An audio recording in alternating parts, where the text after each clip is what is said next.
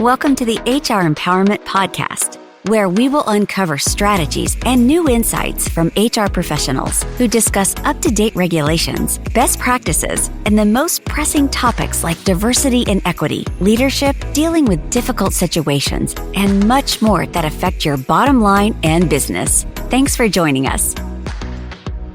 Hey everybody, Wendy Sellers here, the HR lady. Thanks for coming back. I am here with my co-host, JC. Hey, JC. Wendy, it is such a pleasure to see you. Such a pleasure to be here. And let me tell you, doing my preparation for today's show, it's a topic that's near and dear to my heart. I can't even tell you how many times, I'm going to give it away a little bit right here. I can't even tell you how many times on this program we have talked back and forth about things, and I've started to thread in Agile. And HR people are sometimes like, what is this? Wendy, you literally went out and found the world-renowned expert in all Agile performance management that we're going to be blessed to talk with today. Yes, it certainly did. We have here today with us Sarah Katherine Schmidt, who is a people operations leader, ICF certified executive coach, and an ATD certified facilitator who focuses on Agile performance management and employee development. Welcome, Sarah. Thank you so much, Wendy and JC. I'm excited to be here, so appreciate the opportunity. Yeah, absolutely. Hey, before we jump in and start asking all the questions, I'm so excited about Agile performance management. How did you get to where you are today and as a people operations leader?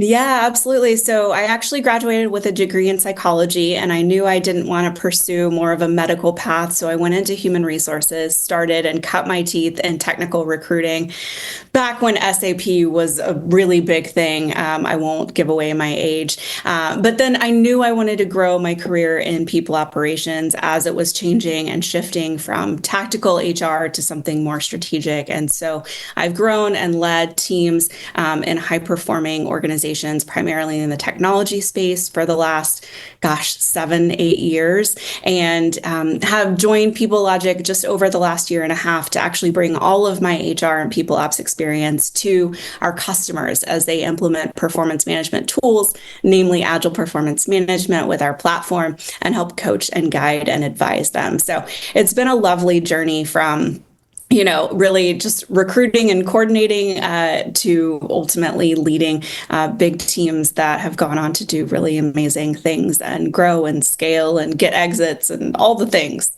Ms. Sarah Katherine, I got a question for you. Do you mind if we just call you SK today? Is that all right? A little birdie said it's all right. All right. That is totally fine. We'll save some of the seconds off of the podcast with that one. I got a real quick question and comment for you. It's very rare that we get someone on the program who went to school to actually be in HR and not just wound up in it. I know. Oftentimes we wind ourselves there over time, but I knew I wanted to work with people, and I knew that I wanted to do that in a capacity that was in the corporate world versus a more medical path. So it was wonderful to have that opportunity and to get to continue to maximize my experience. And Wendy, don't you have like a triple doctorate in HR? Isn't that right? Definitely not a triple doctorate, but I do have, I also went to school for healthcare, but for healthcare administration, where I got my bachelor's and then my master's degree, which during that degree, I was like, I don't think that's right for me. It's a little too slow paced and way too much, compliance, which is ironic. Then I ended up in HR. But even though I'm not in love with the compliance side of HR, it's one of those, you got to do it. I love the people management side and the performance management. So then I went back to school and got another degree in HR. So it's funny for the folks that are out there and that are going to school, whether it's a non-traditional school or a traditional school, and you are thinking, I don't know if this is for me. The importance is education, right? It's the education itself, and then maybe your career might go somewhere else. All right, before we jump in, I think JC has one more question. Oh, no, you don't have any more questions at this time. Sorry. So Sarah Katherine, for the folks that are on and they have no clue what the heck we're even talking about, can you explain what Agile performance management is and how it differs from traditional performance management models? Sure. So let's start with traditional performance management, because that's what we know and have been accustomed to for many, many years now, going back to the early 1900s when they actually set up the first performance management system for the Army, actually, when they were looking to identify your high performers who should be promoted. And so Traditional performance management has lived with annual reviews and the anxiety around that review conversation, and more of those typical evaluating past performance to really what we're looking at now is enabling future success. And so that's what Agile performance management is. It's moving from these rigid cycles to something that's more flexible, something that's an ongoing process. And it's really, I believe, reshaping how organizations manage and develop and empower their people, because it's focused on flexibility and collaboration and real-time feedback. So it's dynamic, it's adaptive, and it is in no way stuck in the ways of the past. And I think Agile principles, they were formalized like in the early 2000s, correct? By software developers, I believe. Yes, absolutely. Our dear software developers helped set the stage for the core principles of Agile performance management, actually. So some of them sound familiar and are actually easier to step into because Agile and the methodology of engineering sort of paved the way for that. Companies that implement continuous feedback as part of Agile performance management see employee engagement increase by up to 89%. That's from a, respected Gallup poll. Back to you.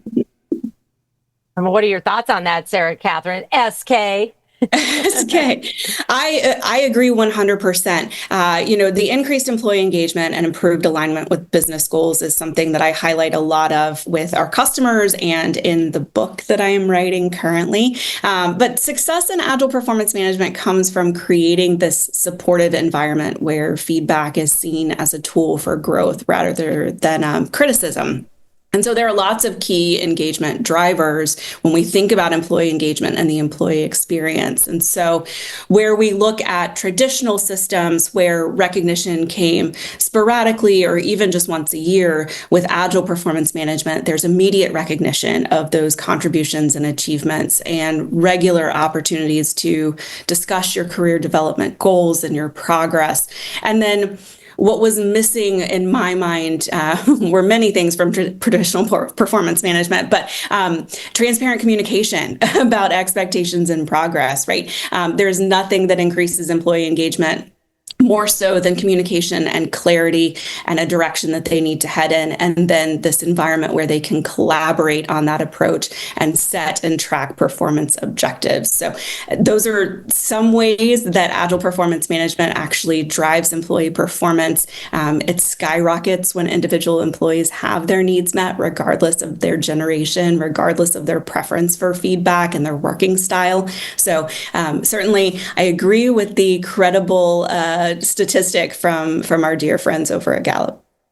Companies that adopt Agile performance management report a 20% increase in employee performance and a 30% improvement in organizational cultural alignment. Back to you. I think that just goes right in line with what we were already talking about. And the thing to me is like, if we have highly engaged employees who are doing their job and they might actually, I dare say, be happy, they may stay longer, which means you're going to save money on recruiting, right? Yes, absolutely. It means that you're going to retain your employees longer because you're meeting their needs for feedback, for growth, for opportunities to be mentored or to mentor. And that's what's really important to think about in terms of having 5 generations, almost 6 generations in the workforce right now, is just bridging those generational gaps. And that's what Agile performance management can do, because it accommodates those different work preferences and expectations and meeting the needs of everyone to be coached, mentored, and guided. I have another statistic, so to speak, from Deloitte, which we all know who Deloitte, and they have some really great studies and surveys. They say that it typically takes 12 to 18 months to fully implement Agile performance management across an organization. And so that's a long time. I want to change the gears here and talk a little bit about small companies, right? Or even not even small companies, just saying, how can companies start small and start scaling their efforts and not be like, depressed by saying, I got to wait 12 to 18 months because, we're in a now culture. We want changes now. So you have any tips for overcoming these challenges and how companies can start small to scale their efforts and get into a really, really agile performance management culture. Absolutely. So I will say, yes, culture transformation takes time and it takes consistent effort. And so there are common challenges around, not being a growth-minded organization, not being an organization that promotes psychological safety. But really, when it comes back to your question, the first principle of Agile performance management is simplicity. And as that core principle, it is about the focus on essential value-added activities and performance management processes and streamlining procedures, eliminating complexities. And it's rooted in the belief that by simplifying all of these things, organizations can be more responsive and adaptive and effective and drive that retention as well as the business value. And so when we think about starting small, there is a pace that you need to think about and balancing that pace of change. And there's also a focus on iterative improvement in performance management processes. And so we've designed those 12 principles, not expecting organizations to embrace them all at once. Yes, it may take you 12 to 15 months on that journey if that's ultimately something that you're committed to, but you can focus on simplicity first, or you could focus on being more data-driven first. Pick one of the principles and focus there, and start small and measure those results and use your learnings to refine your approach before expanding to those others is my guidance. And so begin with a single department or a team as a test group, honestly. What's that? I thought it was going to be my question, but where do we start? I mean, it just sounds so overwhelming. It does sound overwhelming, but you sort of have to get into that growth mindset of, okay, we're going to run some experiments and we're going to see what works and what doesn't work. And then we're going to take those learnings and we're going to build upon that, and we'll change some things here and maybe we'll add some things there. But I always recommend to our customers when they're rolling out transformational technology, or I recommend to my clients when they're getting ready to make a strategic shift, start small with a single group or a single department. Maybe you're implementing weekly 15-minute check-ins. Maybe you're looking at the data that you have and understanding what you have and what you don't have, and figuring out how you get more data to inform your performance management strategies. So pick one of the principles and choose to focus on that, and then acknowledge that iterative improvement will get you to your goal. I talk in coaching a lot about micro goals. So formulate some micro goals that get you to your bigger goal, and then it becomes less overwhelming. I found this article, and I'm going to butcher the name of this company, but it's on Totara, Totara, and they have 7 steps to implement agile performance management. And I just think the first one is exactly what you just said. You start with performance management tools. Are you going to do more regular feedback, check-in conversations, OKRs or SMART goals, or some kind of goals with metrics to see, all right, are we meeting them, or are we so far off? And then also understanding, what the competencies are of the employees that work for you. I see so many times that we don't even understand who our employees are. We're like, well, I don't know. We hired them a while ago and they've been doing this forever. And I guess we never really even thought about asking them if they have any other skills. Right? Oh my goodness. So before you answer that, JC has something he wants to add. What is, Wendy, you OKR? The band? What are you talking about? What is that? That is objectives and key results. Oh, I was thinking OAR. Goals. And, just think about numbers, metrics, percentages. Every single role in a company can have some kind of key performance indicators, OKRs, SMART goals. And I think so many people get caught up and confused. We're like, how am I going to give the receptionist a SMART goal or a key performance indicator? And it's like, you can. And folks, by the way, use this often free tool called AI now that can help you. All you got to do is shove a job description in there and say, give me sample OKRs or KPIs or SMART goals. And that's where I start now. I mean, ChatGPT is one of my new best friends, but it's not the end all be all. There's risks and everything like that. So with that said, SK, talk to me a little bit more about, what other type of things can we do with, practicing continuous feedback? What are your beliefs on 360 feedbacks? I love 360 feedback. I love OKRs, by the way. So I'll just go back to that. I think you're right. Everyone can have a measure related to their role. And I love a good Patrick Lencioni book. And there's a book that he wrote, The Truth About Employee Engagement. And one of the 3 drivers of employee engagement is measurement and knowing how to be successful in your role. And that's so incredibly important to driving employee engagement, and then being flexible about those goals that you set. I will come back. I'm coming back to your question, but I may need you to actually ask it again. Sure. Yeah. Just talking about like what the heck are 360 yes. Feedback? What is it? I know what it is, but explain it for our listeners. And is it really the next stage of continuous feedback in corporate America? I think it's one part of the next stage of continuous feedback. Truly, there is nothing more valuable than feedback from multiple directions and multiple individuals when it's actionable feedback. I can hear from 5 of my peers that I'm doing a great job, but okay, what am I doing a great job on? So 360 feedback is actionable, meaningful feedback from your peers, your direct reports, if you're a manager, from your manager, your own evaluation of yourself. And that gets you the 360 view of your performance when it's grounded in data and fact. Organizations that integrate 360 feedback and they do it into an agile performance management makeup, they see a 14% improvement in team effectiveness. Back to you.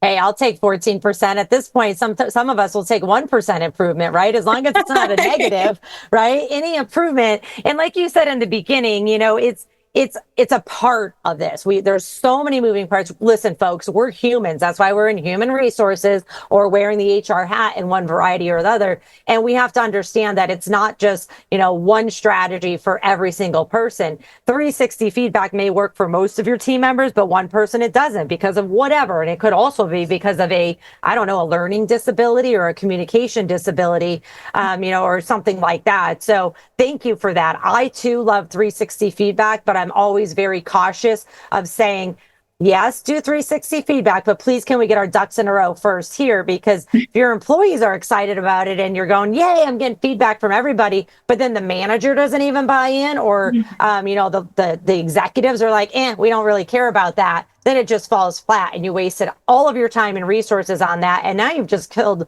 morale even more. So we want to make sure we're going, focusing on agile performance management so that we are always having, better results, a more dynamic and responsive workplace.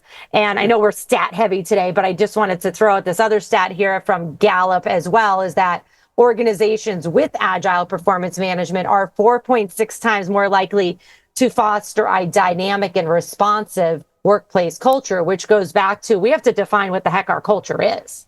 Right. Absolutely. Is it a growth-minded culture? Is it a culture that drives psychological safety? Do you want to build that culture of feedback? Wendy, you mentioned, not getting buy-in from managers, not getting buy-in from leadership. And I have to wonder if a piece of that is they don't know how to give feedback themselves. And so I'm going to put that out as a little prickly little bite right there. They're uncomfortable with giving and receiving feedback, and therefore it's something that they don't necessarily want to engage in. JC, your 14%, I have to wonder how many organizations are actually in that poll, because I think we would see it much, much higher if we had a broader subset of companies that are doing agile performance management. But we'll take 14% for sure. And then we'll build on it from there. And just for the record, that one's coming from Gartner.com, and that was titled Performance Management Guide and Essential Tips for HR. So please, when you have an opportunity, Gartner, reach out to SK. She'll correct you.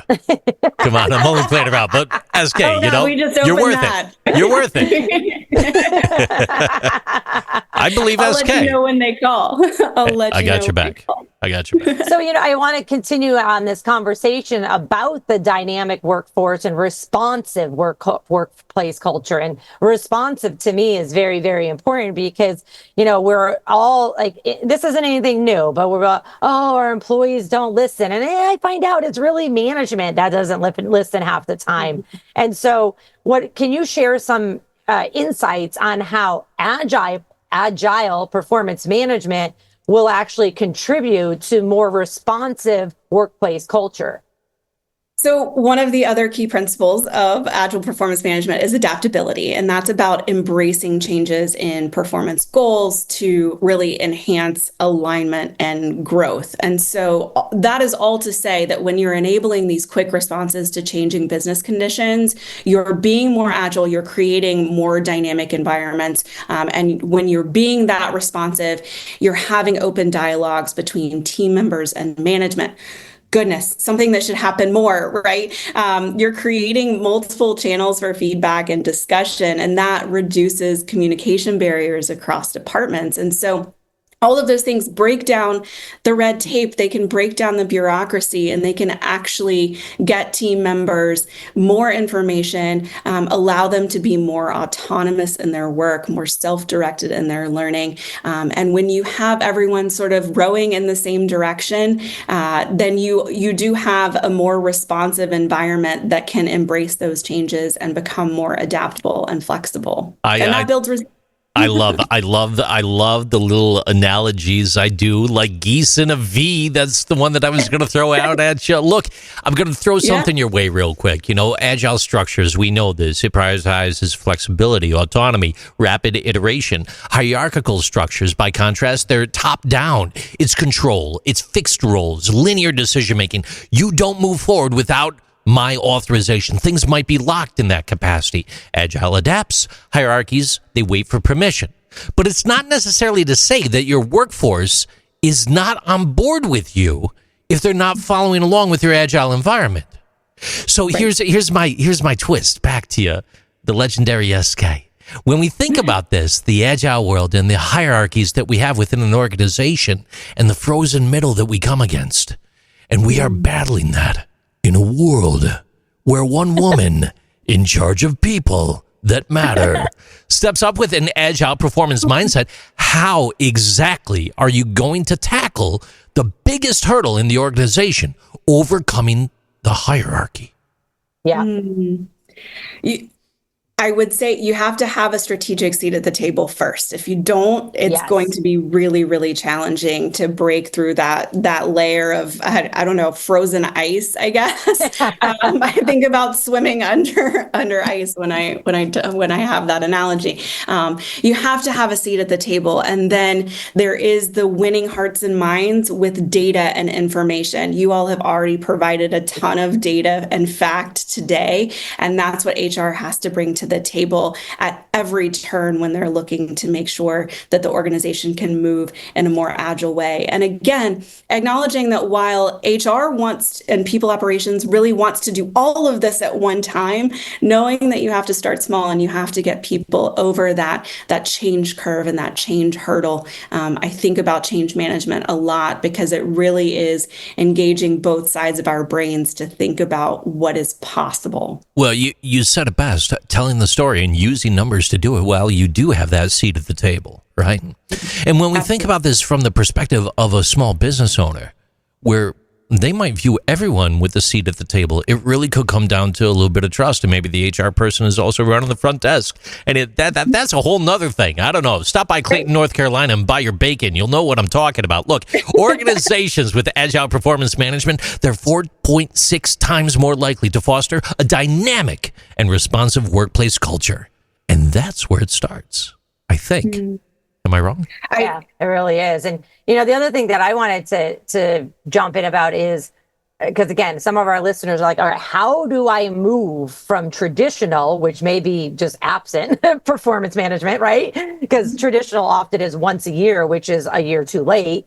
So I would say if you don't think that your organization is ready to go there, a whole cultural overhaul, which again will take 12 to 14 months at a minimum, start small and just start adding in at least a little bit more performance management, meaning, okay, we're doing reviews once a year. Maybe we'll do it twice a year. I prefer you to do it at a minimum 4 times a year, then bi-monthly and then monthly, because it gets easier. Those conversations, you know, go from a 2-hour conversation to a 1 hour to a 15-minute if you're talking more and more and more about it. Right, Sarah, Katherine? Yes. Yes, and you're keeping everyone aligned. When you reduce the amount of time between those feedback loops, you're keeping everyone aligned with the priorities of the organization. You're understanding how they're growing, where they want to grow more. JC, I love what you said. You can be the office manager and or the HR professional in the organization. You're still a change maker. Anyone who is thinking about embracing agile performance management is a change maker, and I encourage them to embrace that persona a little bit and read and educate yourself and think about where you can find those small pockets of light within the organization to start making some really cool changes happen. Yeah, and I would say also, sell it upwards. The executives, especially the money people, they want to see, case studies. They want to see similar companies that have done the same thing. They want to see not just the statistics, but they want to see the actual numbers of like, oh yeah, this company over here with 10,000 employees. Well, we only have, 200. How are we comparing ourselves against them? And believe it or not, it's actually easier to move to agile when you have a smaller amount of employees. But if your managers are also HR and accounting and finance, and you don't have very delineated roles, it is going to be much difficult. So start slow. Consult the decision makers is my advice, and make sure that you're gathering feedback from your team. Again, letting them at least believe and think that they're part of the decision making, but really making them part of the decision making. What are your thoughts on that? Make them part of the decision. Absolutely. There's nothing that's going to drive engagement at that level more so than listening to them and allowing them to be heard, and then making changes based on that feedback, up, down, left, right. However you're getting feedback, make sure that you're consolidating that and using that in your iterations of agile performance management, whatever that looks like for you, because it can look like all 12 principles. It can look like one of them. It can look like half of one of them, honestly. Yeah. So take those incremental steps and get everybody, show them the value and get them on board. All right, one more question before we wrap up, and it's about addressing generational diversity. You're like, whoa, how did this get in this conversation? Well, let's face it, the younger generations, and I won't even say, what that means, they want more feedback more often. So how does agile performance, address generational diversity in the workplace? Yeah, so agile performance management, in my mind, helps bridge those generational gaps in the workplace by providing this flexible framework, and that accommodates these different work preferences, these different expectations. So you're meeting the needs of younger generations for more frequent feedback. You're giving more tenured experts the opportunity to coach and mentor and guide. Two of the other principles are collaboration. One is collaboration, which is fostering trust and healthy collaboration between one another, between HR, between managers. The other is thinking about that employee experience and providing and prioritizing engagement and satisfaction through that continuous feedback and support. And so when you have several generations in the workplace, there's a huge advantage because it teaches everyone to be more open and foster understanding. And it has the potential to unite all of these varying perspectives and experiences and skill sets to enrich a team, not shut a team down or hold them back, but to actually accelerate them when we can bridge these gaps in generations. And we can do that through training. We can do that through sharing insights. We can do that through mentorship programs. But that collaboration and meeting each other where you are is really important to bridging those gaps as well. I love it. Hey, Sarah, Katherine, thank you so much for this information today. Got me all excited and motivated to make sure my clients are, focusing on agile performance management. Baby steps matter, right? So how can our listeners connect with you? Sure. So I'm on LinkedIn, Sarah Katherine Schmidt on LinkedIn. You can also follow peoplelogic.ai. That's the company that I work for. You will constantly see information about agile performance management and those 12 principles and how to put them into action. And if you follow me on LinkedIn, you'll hear more about the book that I'm writing on agile performance management and some of those revolutions that we as HR leaders are trying to lead as visionaries. Awesome. Thank you so much. And everybody, I will put a couple links in the podcast to make sure that you can follow her and read her article on agile performance management, a modern approach to employee development. Remember that the HR Empowerment podcast will now be one show versus 5 that is at least 30 minutes so that you can get 0.5 HRCI and SHRM credits via the Aurora Training Advantage member portal. And did you also know that Aurora Training Advantage has more than HR and management training courses? We have everything from finance, payroll, taxation, project management, and so much more. Just go to auroratrainingadvantage.com/webinars. Discover all the webinar options. With that said, any final words, JC? Yeah, I'd love to have her back to go over agile firing practices. You know, I mean, no, I'm serious. I mean, we've got agile in all other aspects, but on the firing side, like, people are still using the old books, man.